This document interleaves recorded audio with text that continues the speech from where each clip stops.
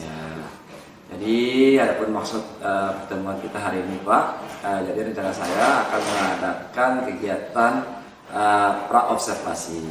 Ini rangkaian dari kegiatan-kegiatan supervisi. Jadi nanti ada nanti Pak, apabila sudah tahu tujuan pembelajarannya, nanti di bagian mana Pak yang akan diamati dalam pembelajaran nantinya Pak? Jadi dasar proses pembelajaran yang akan diamati nanti pertama adalah keaktifan siswa dalam memberikan umpan balik terhadap materi yang akan saya berikan. Yang kedua, keaktifan dalam sistem diskusi, karena nanti materi itu akan kita lakukan proses diskusi kelompok Pak.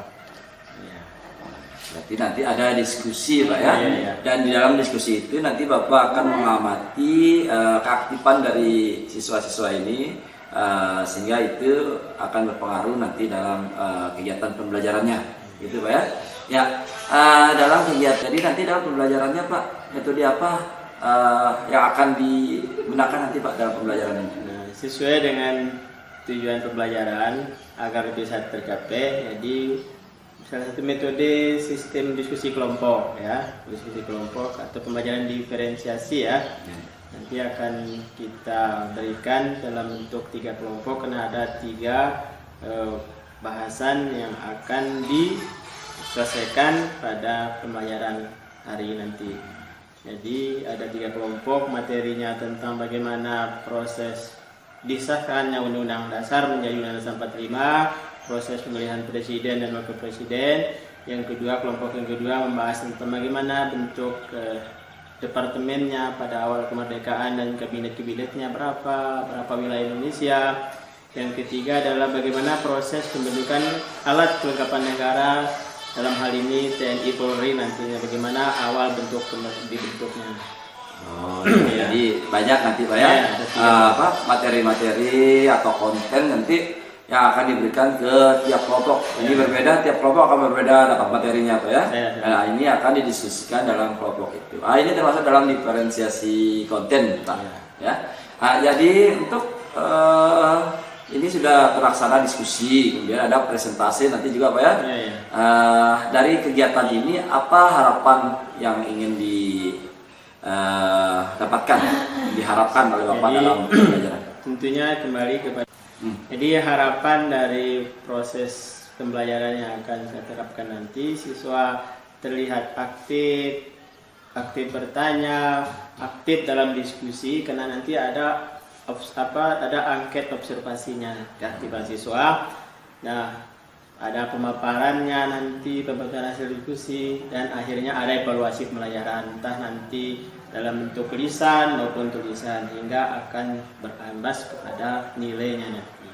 Saya kira itu Pak. Ya, jadi sudah terlihat Pak ya dari awal pembukaannya, ya pembukaan berada intinya yaitu kegiatan diskusi tadi itu Pak ya, kegiatan diskusi dan presentasi, dan ada kegiatan penutup tadi ada penilaian ya, asesmen penilaian terhadap materi yang didiskusikan. Baiklah Pak, nanti kita akan lanjut ke kegiatan observasi nanti akan dilaksanakan di kelas 11 MIPA 1 di hari Jumat Pak ya, hari Jumat tanggal 10 bulan 3 ya. Nah, jadi nanti sampai berjumpa di tempat kelas observasinya. Terima kasih Pak atas kesempatannya. Terima kasih banyak.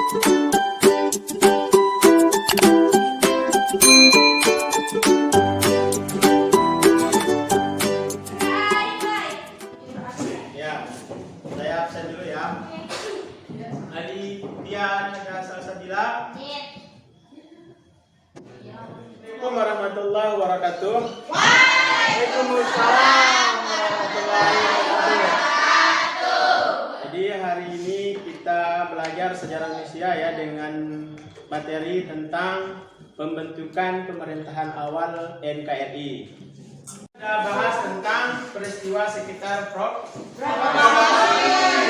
Kalau berbicara masalah proklamasi, kita pasti akan ada namanya satu peristiwa, yaitu peristiwa Rego. Nah, yang kedua adalah penulisan teks proklamasi. Tempatnya di sidang pertama PKI adalah membentuk presiden dan wakil presiden. Yang kedua adalah mengesahkan undang-undang dasar menjadi Undang-Undang Dasar 1945.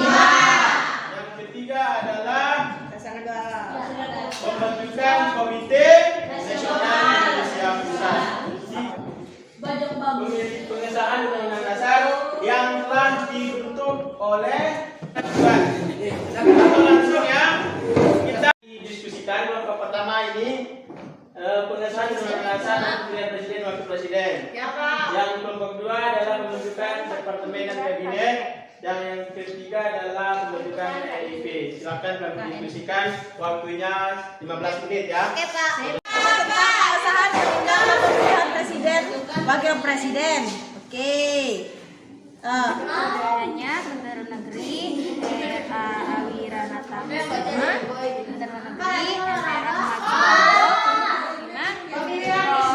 MR Sutomo, Kementerian Kesehatan Martowan Jomo. Ada anggota KMIP atau Komite Nasional Indonesia Pusat adalah anggota PPKI. Di samping itu, anggota KMIP juga berasal tokoh-tokoh golongan muda dan tokoh-tokoh masyarakat dari berbagai daerah sebanyak jumlahnya mencapai 137 orang. Pada tanggal 29 Agustus 1945 di Gedung. Habis ya 15 menit. Sekarang silakan dengarkan paparan dari kelompok tadi. Ayo, siapa yang memimpin? Berdiri. Berdiri ya. Assalamualaikum warahmatullahi wabarakatuh. Teman-teman, di sini saya akan membacakan hasil dari diskusi dengan kami, yaitu tentang pengesahan Undang-Undang Dasar dan Pemilihan Presiden dan Wakil Presiden.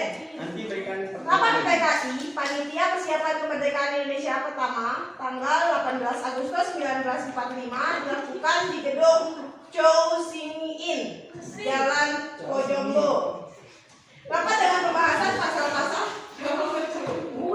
Assalamualaikum warahmatullahi wabarakatuh. Waalaikumsalam warahmatullahi wabarakatuh. Di sini saya akan membacakan tentang pembentukan Departemen dan Kabinet RI. Republik Indonesia dibagi menjadi 8 provinsi yang masing-masing dipimpin oleh seorang gubernur antara lain Sumatera, Jawa Barat, Jawa Tengah, Jawa Timur, Sunda Kecil atau Nusa Tenggara, Maluku, Sulawesi, Kalimantan. NKRI terbagi atas 12 departemen dan kabinet sebagai berikut. 1. Kementerian Dalam Negeri. Indonesia Pusat. Silakan. Pembentukan KMIP inti dari anggota KMIP atau Komite Nasional Indonesia Pusat ialah anggota PPKI. Di samping itu, anggota KMIP juga berasal dari tokoh-tokoh golongan muda dan tokoh-tokoh masyarakat dari berbagai daerah sehingga jumlah mencapai 137 orang. Anggota KMIP secara resmi dilantik pada tanggal 23 Agustus 1945. Pemilihan presiden siapa? Presiden terpilih. Artinya proses pemilihannya adalah secara langsung dengan hasil jadi proses demokrasi dengan pemilihan secara langsung mufakat. Yang kedua adalah pembentukan departemen dan kabinet. Ternyata awal jadinya negara kita ini ada 8 provinsi. Apa saja pada hari ini? Jadi kesimpulannya yang pertama adalah bahwa sidang pertama PPKI adalah membahas tentang pengesahan Undang-Undang Dasar menjadi Undang-Undang 45. Yang kedua adalah pemilihan presiden dan wakil presiden. Dan yang ketiga adalah silakan kalian tanyakan di rumah soal yang sudah diberikan. 5 nomor minggu depan kita periksa ya. Pertanyaan? Terima kasih atas segala perhatiannya. Mohon maaf. Mari kita tutup dengan sama-sama membaca doa kafaratul majelis.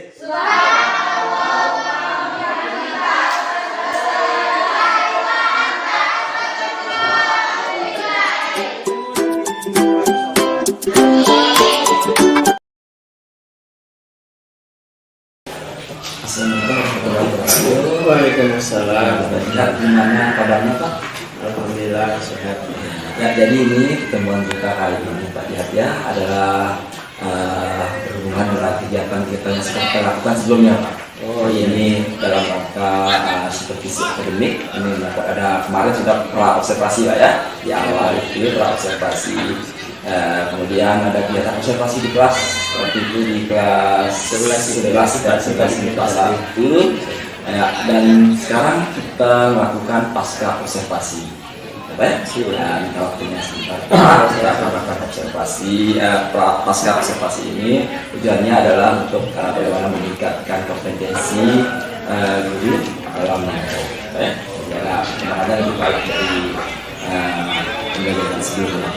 Baiklah Pak, untuk yang pertama Pak, saya ingin dari observasi kemarin pembelajaran yang sudah Bapak lakukan itu apa refleksi apa tanggapan dari Pak, gimana hasil perasaan Bapak terhadap pembelajaran kelas?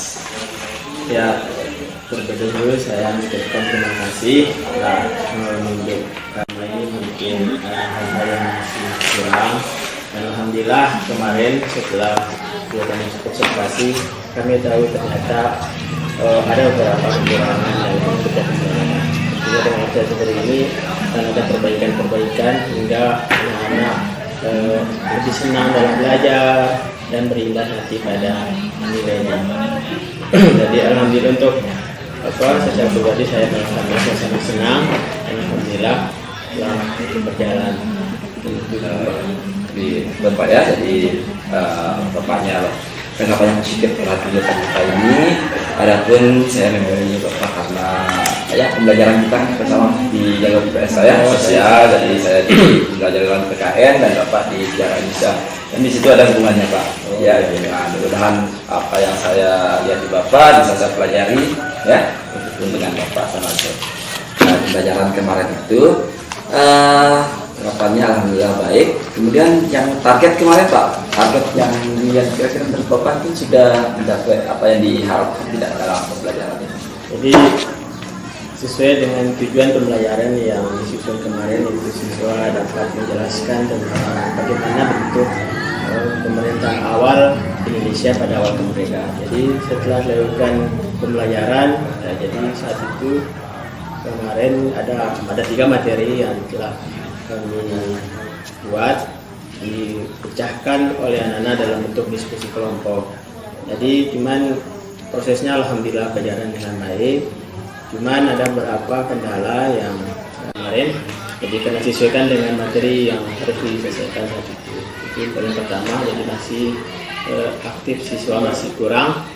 Yang kedua, siswa dalam menyampaikan materi atau hasil diskusinya masih menonton, melihat dengan apa yang mereka tulis.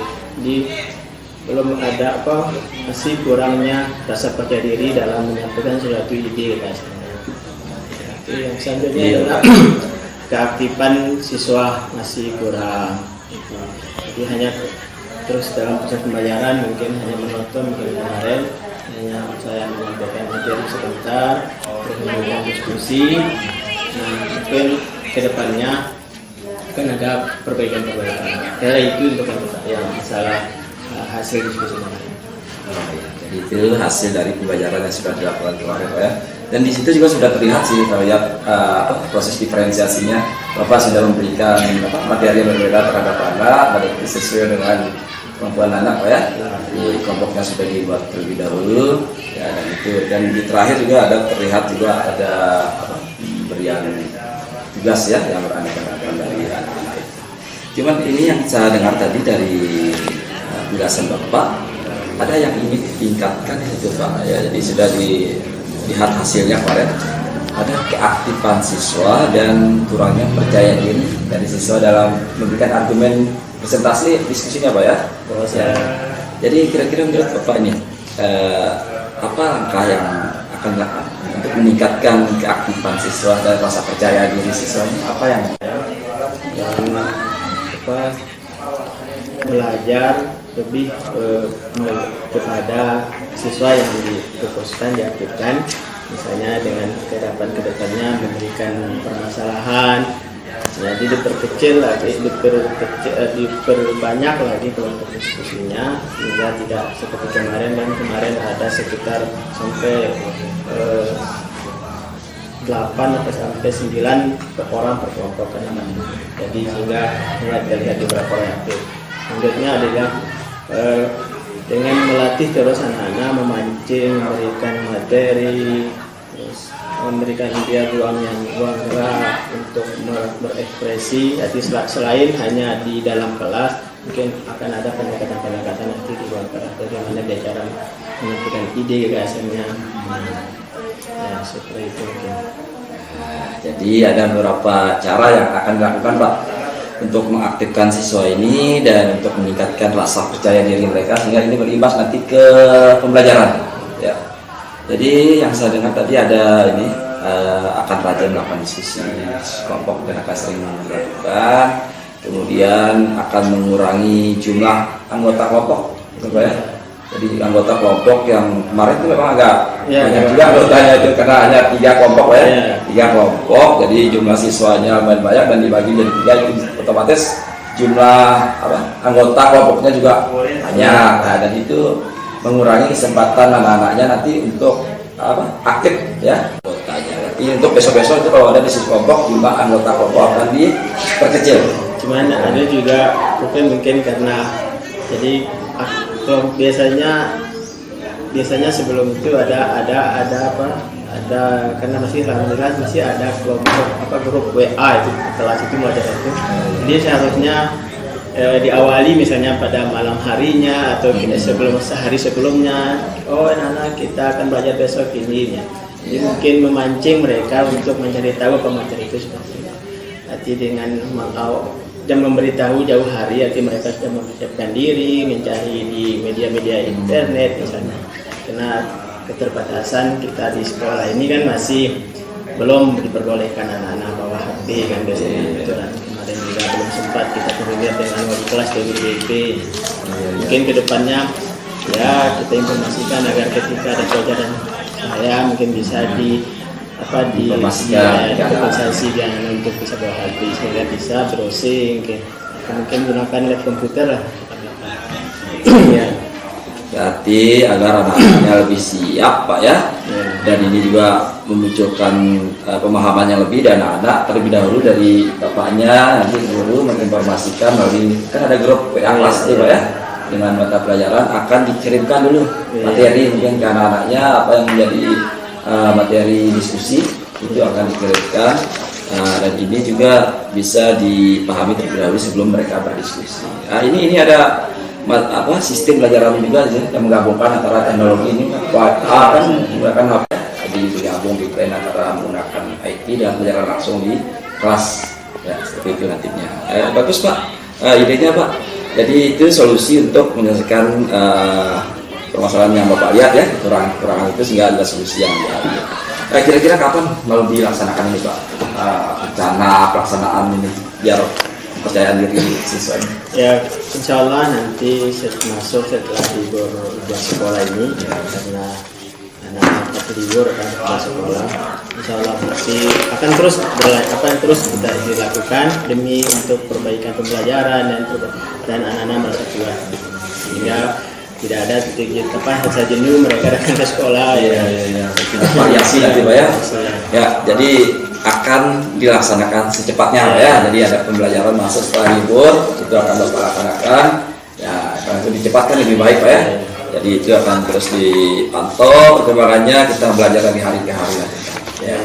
Nah, siapa yang terlibat nanti Pak dalam pelaksanaan setelah Bapak laksanakan? Ada pihak-pihak mungkin? Ya, tentunya pembelajaran yang bisa baik tentunya ya pasti ada teman sejawat atau dalam hal ini mungkin nanti saya minta tolong dengan Pak Arif lagi mungkin dari awal mungkin Pak tetap berkonsultasi dengan guru-guru senior atau teman sejawat karena yang akan menilai kita memperbaiki pembelajaran kita tetap kita butuh teman sejawat.